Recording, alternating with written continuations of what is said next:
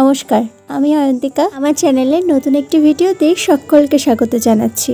এটা 25 মার্চের দোলযাত্রার ভিডিওটাতে আগে থেকেই করে রেখেছিলাম তোমাদের সাথে সবটা শেয়ার করব বলে, কিন্তু তারপরে ভিডিওটা আপলোডই করা হয়নি। ছোট থেকে বিভিন্ন সিনেমা সিরিয়ালে দেখতাম যে হোলিতে সবাই একটা করে সাদা পোশাক পরে, সেই থেকে আমারও খুব ইচ্ছা যে একবার আমিও এমনটাই পরবো।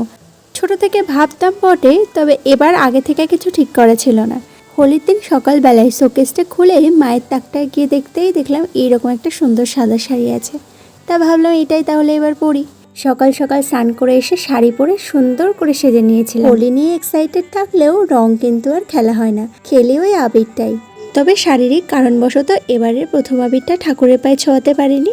মা বাবার পায়ে আবির ছুঁয়ে শুরু করেছিলাম হোলি খেলা। সেদিন আকাশটাও ছিল ভীষণ ঝকঝকে, কোথাও এক ফোঁটার মেঘ নেই। এই সুযোগটা কাজে লাগিয়ে ভাবলাম এত সুন্দর সেজেছি, এখন ছাদে গিয়ে একটু ফটো আর ভিডিও করি। তো যেমন ভাবা তেমনি কাজ করলাম। তারপরে এই পিছনের বাড়ির বৌদিটা এসেছিল, বৌদিকেও রং মাখিয়ে দিলাম। আর ইনি হচ্ছেন আমার জেম্মা। আমার জেম্মারা এখন রাস্তার কাছে উঠে গেছে, মানে ওখানেই বাড়ি করেছে। তো আমি, মা, বৌদি সবাই মিলে গেলাম জেম্মাকে রং মাখাতে। আবির মাখানো শেষে মা তাকে প্রণাম করলো। এবারের হোলিটা আমার সত্যিই ভীষণ ভালো কেটেছিল।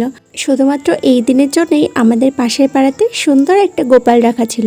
মা তাকে আবির মাখাবে বলেই যাচ্ছিলাম, মাঝপথে দেখলাম পাশের গ্রাম থেকে এরকম ধুলোটে বেরিয়েছে। এটা হচ্ছে হরিনাম সংকীর্তনের ধুলোট। এই যে আমরা চলে এসেছি। তবে একটা কথা বলতেই হবে, গপুকে কিন্তু আজকে চমৎকার খুশি দেখাচ্ছে। মা কিন্তু ওকে শুধু শুধু আবির মাখায়নি, আবার একটা লাড্ডুও এনে দিয়েছে পাশের দোকান থেকে। এবার তো আমরা ফিরবো, তো ফেরার সময় দেখছি এরকম সবাই নাচানাচি করছে। ওরা কিন্তু খুব সুন্দর সুন্দর নাচের গানের সঙ্গেই নাচ করছিল, তবে সেগুলো আমি দিতে পারবো না, কারণ কপিরাইট ক্লেম চলে আসবে।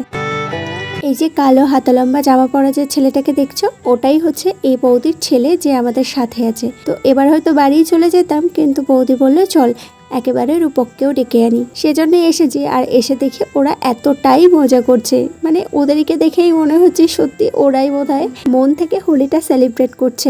বাদিক থেকে যিনি ওদের উপরে জলে ফোয়ারা দিচ্ছেন, উনি ছিলেন আমার ক্যারাটে টিচার। দারুণ হাসি খুশি একজন মানুষ। ওনাকে আমি স্যার বলে ডাকি, আর ওনার সম্বন্ধে যতই বলবো ততই কম। সব সময় ওনার মুখে এক টুকরো হাসি। এই যে এই ক্লিপটা একবার দেখো, মানে রং যখন মনে হচ্ছে মুখে একটু কম হয়ে গেছে, আবার সঙ্গে সঙ্গে কোথা থেকে হাতে লাগিয়ে এনে সেটা মুখের মধ্যে ঘষে নিল। বাড়ি ফেরার সময় সুন্দর একটা দৃশ্য দেখলাম জানো। এটাও আমার একটা দাদার ছেলে, আর ও এই যে লাফিয়ে পুকুরে ঝাঁপ দিল।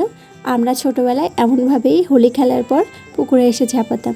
ওকে দেখে আমার সেই ছোট্টবেলার কথাই মনে পড়ে গেল। আমার এক ক্লাস ফ্রেন্ডের আসার কথা ছিল, আর সে এসে আমার মুখের যেটুকু ফাঁকা অংশ পেয়েছে সেটুকু এরকম রাঙিয়ে দিয়েছে। এই তো এবারেই মনে হচ্ছে আমি হোলি খেলেছি। তবে এখানেই শেষ না, এরপরে গেছিলাম বসন্ত উৎসবে, সেটাও তোমাদের সাথে আস্তে আস্তে শেয়ার করব।